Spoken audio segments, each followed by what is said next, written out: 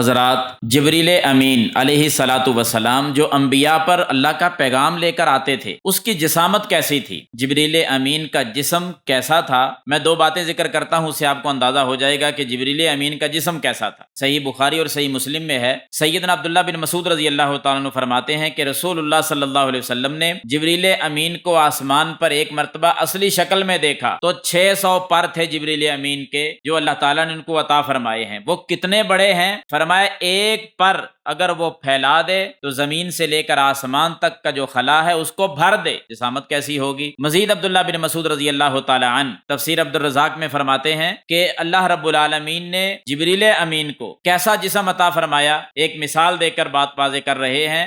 وہ کہتے ہیں کہ جبریل امین کے یہ جو دو کندھے ہیں نا، ایک کندھے سے لے کر دوسرے کندھے تک جو درمیانی فاصلہ ہے وہ کتنا زیادہ ہے؟ عبداللہ بن مسعود فرماتے ہیں رضی اللہ عنہ کہ تیز رفتار میں اڑنے والا پرندہ وہ اڑتا جائے 500 سال وہ گزر جائیں، اڑتا رہے، 5 صدیاں بیت جائیں، جتنا وہ سفر طے کرے گا اس کے برابر ہے جبریل امین کا ایک کندھے سے لے کر دوسرے کندھے کا درمیانی فاصلہ۔ باقی جسم کا آپ اندازہ لگا لیں کہ جبریل امین کا جسم کیسا ہوگا۔ اللہ اکبر۔